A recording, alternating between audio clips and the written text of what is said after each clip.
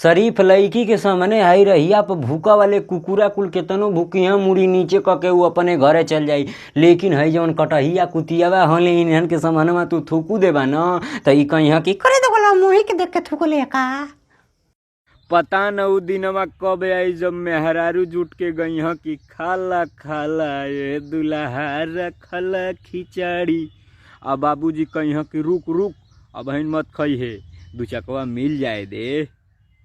एगो पुरानी कहावत है कि जिंदगी बितौला सोई के, मछरी मरला टोई के, आ माई बापे के लात से लतियौला, आ मेहरारू के पियला चरनिया धोई के। त तोहरो लइका ऐसी सारा बचपन भी का चीज रहल। लैनिया कट जेले पे हो भैया आँखिया मुन के 10 ले गिनल जा। कबो कबो लैनिया आ जा न अब पूछा मत करे जब गदगद हो जाए। गौवा में बुढ़ऊ लोग ना कहे लो एगो हमने का जमाना रहे 2 रुपया में चल जाए, जब मेला देख के चली आवल जाए 1 रुपया बचू जाए। ई ना बतावे कि ओ बेला में हमारे बाबूजी का पगार 30 रुपया महीना रहे। आज से 10 साल पहले हैया नाम के एगो बीमारी आइल रह त गौवा में कुल मेहररुआ पे गाड़ी बनौले बनी कि हे तो के हैया माई उठा ले जा। अब कोरोना आ गई है के जाए तो दा देखा एहू पर गाड़ी बन जाए, हे तो के कोरोना बा उठा ले जाए। एक ठे वो बेला रहे कि यही समैया चट न्योता एक दिन में आ जा खाए जाए भके फुर्सत ना रह। एक ठे ही बेला सारा खुर्सी जन्मदिन का न्योता मिलते ना, बियाह शादी के तो बतिए छोड़ा। तो भागो भागो रे कोरोना साला चाइना में, अरे चाइना में बहिनिया केला रे तोहरा। कबो सुनले हवा कोनो लड़की के कहत कि हमारो पति लेवर होई ना, सबके मने उहे चाही राजे कुमार। तो मने हई जौन गारा माटी लोग करत हों ई लोग रणुहा मरिहा। मोबाइलिया जब से चलल तब से भैया ढेर भी हवा कटत हों। लड़किया जौन से बतियावत रहती उन्हन कयासिक लोग फोन करके दुल्हा राम के हड़का देते हों, बेटा डोली लेके आओगे तो इधर से लाश लेके जाओगे। बात सही है ना। पहले के ज़माना में बाप दादा गई ना लड़की देखा ना लड़की पास बियाह तय, लेकिन ये ज़माना में पहले लड़का जाता फिर लड़का का दादा जाता हूँ फिर लड़का का पूरा खर खानदान जाती है। बचल है बम्बैया वाली मौसी उहो आके देखत हैं तब बियाह तय होता है। भैया दुनिया में कौनो प्रकार का हैया बीमारी आ जाए, लेकिन भैया ये जौन गौवा में मेहररुआ सजवा के एक ठहर बैठ के फुसुर फुसुर बतियावली ई ना छोड़ी हैं आदत अपन। अरे आइल करोना मार करोना जान परल बा सासत में, मुहवा तोप के बैठा आदमी जियारा डेराला खासत में। भैया हो ये दुनिया में बहुत लोग ऐसा हवा जौन अपने पैसा का दारू शराब मुर्गा मछली खायल छोड़ देले हवा, लेकिन दूसरे के पैसा के इतना कहीं पी कि कलरा या हाथ गोड़ टूटा से ना डेराला। खटिया बीना का बात छोड़ा भैया, या सारे में मर्दे या बर्धे का पीठ तक नहीं ठोकल जाले। आ केतना लोग यही में बियाह ने बधले हम जा भगवानों खूब पार लगावत हम। जे अपने बाप के कमाई पहाई गर्लफ्रेंडवन के मार टेडी बियर चॉकलेट फाकलेट देत हम न लोग। भैया हो एक दिन ऐसा दिन आई कि अपने मेहरारू के लोग अपने पैसा से टिकुली खरीद के ना दे पाई हैं। पहले कमाए सीखा तब उड़ावा। तू केतनो अंग्रेजी बोले सीख ला, लेकिन जब पीछे दूठे कुकुर लग जाई हाँ कबा दूरे दूरे दूरे आज काट ले न कबा आहिरे माई काट ले सारा। इंसान को शायर बना दिया, हाय हाय चादर थी ये रेशम की कायर बना दिया। वो कर रही है बैटिंग किसी गैर की पिच पर, ओपनर प्लेयर को थर्ड अंपायर बना दिया। पहले के आदमी सावा बथुआ कोदो दो खैले रहलन तब जी जा 100 बरिस ले। अब तो 40 पर ब्लड प्रेशर या शुगर को मरीज हो जाते हैं लोग। का करबा अब पिज्जा या बर्गर कितना धक्का ले शरीर का। आजकल के लड़कन के 2-4 डंडा मार देहले पर मास्टर लोगन के धमकी मिले लगत है कि 2-4 हजार रुपया में पढ़ावा वाले तोरे तना हिम्मत ते हमारा लड़का के मरबे। एगो हमने का जमाना रहे मास्टर साहब मार के हथवा फुलाए दे, लेकिन घर में आइले पर माई बाप तुम ठीक भले और मारे के चाहत रहे। ही वाले कहला सजिया कया स्पाइस मत खेलल कर कि ऊ लब लिखत रही हम लिब पढ़त रही। वो किस लिखत रही हम केक पढ़त रही। और बिया के चली गई ससुराल, हम ससुरा इंग्लिश स्पीकिंग कोर्स करत रही। भैया हो मेहरारू हरारू के मारल आजकल दुनिया का सबसे बड़ा गुनाह हो गया है। इन्हन के पहले के मेहरारू मत समझिए, इन्हन के तो तू खुदा थपुआ वाली मोबाइल थमौले हवा 100 नंबर बोलवा के तुहही के ठकवा दी। पहले के मेहरारू 3 या 4 बजे उठ जाएं, कुल घर का काम करके फिट हो जाएं और स्वस्थ भी रहें। और आज का मेहरारू उठती 8 बजे और उठते पहले कहती अरे तनी पनिया लेके आई है रे, खाली पेटे वाला दवाइया खा लें।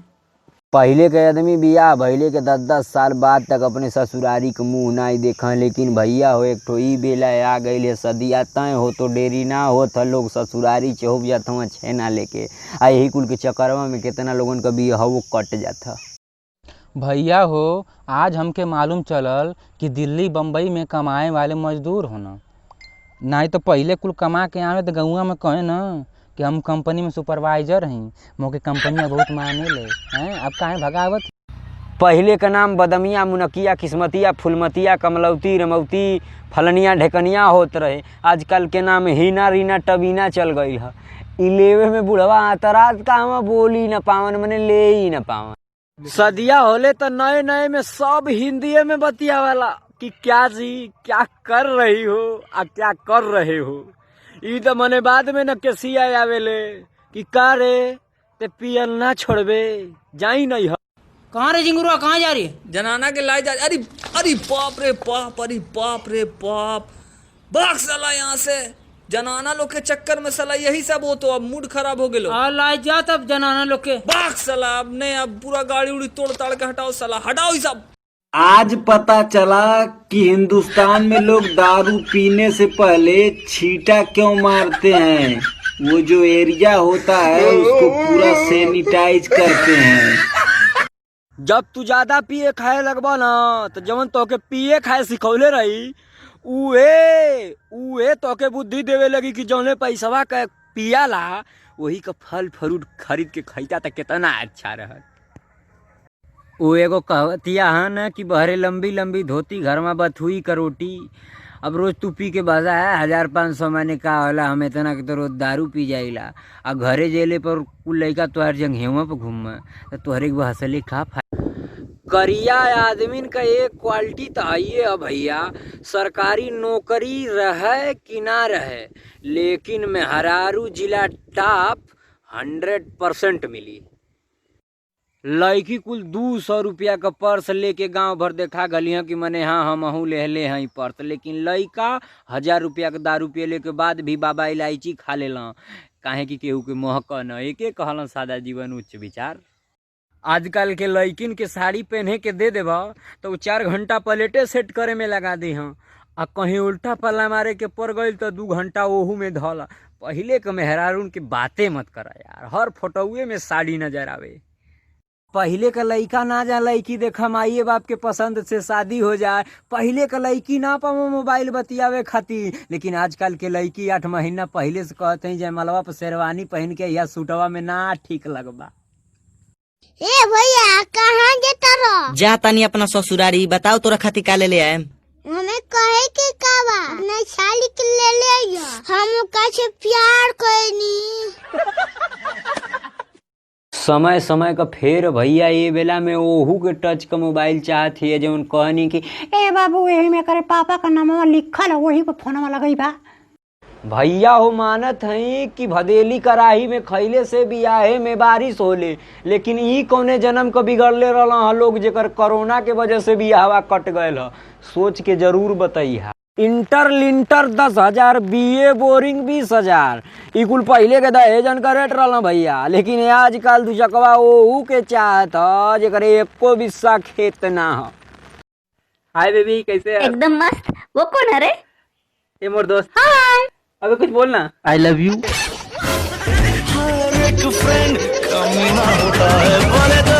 तू करोड़ों का संपत बना ले बा, लेकिन बुढ़ाई में तोहार लइका लात मार दी है। अब भैया कहीं पेंशन उन्सिन पावत रहा बानो तो हे बाबूजी मोरे में रहा, हे बाबूजी मोरे में रहा, रट लगौले रही हूँ। सरकता हमरा लागता कि कोनो लड़की याद करतिया। इहो तो हो सकता कि कोनो गड़ियावत होखे। हर गाँवे में ऐसा एक दूगो आदमी होना जवन कबो प्रधान के विकास का काम नहीं करे देना। जब प्रधान विकास का काम करे जाई तब सारे झगड़ा खोजे लगे हैं, और जब झगड़ा खोजी हैं तो प्रधान है अपन नोट देखी के तो हर विकास। पहले के लोग कहीं कि दुश्मन मिले सवेरे लेकिन मतलबी यार ना मिले। अब का कहते हैं कि दुश्मन मिले सवेरे लेकिन बम्बई दिल्ली वाला यार ना मिले, अब मिलबो करे तो 14 दिन बाद मिले। मेहरारू मनबढ़ मिलले पर आदमी बीपी का मरीज हो जाला, लेकिन मर्द मनबढ़ मिलने पर मेहरारूआ कुल या तो एडवांस हो जाई हैं या तो छोड़ के भाग जानी। के शादी ब्याह में अगर घरे पनीर नहीं बनवाई बाना बड़ी समस्या है। जे खा के जाई उ कहे सारा व्यवस्था डाउन रही, आलू पर रखिया के कुल भेज देना है। यही माले पनीरिया बनैया गौवा में बराबर घिंचन कि ना भैया। पता न उ दिनवा कब आई जब मेहरारू जुट के गई हैं कि खाला खाला ये दुल्हा रखल खिचड़ी। अब बाबूजी कही हैं कि रुक रुक अब बहन मत खई है, 2 चकवा मिल जाए दे। ये गमछा लेने से तुमको गंवार लगते हैं, अरे ये गमछा लेने से तुमको गंवार लगते हैं। तुमको क्या पता बबुनी कि गमछवे से हम रंगदार लगते हैं।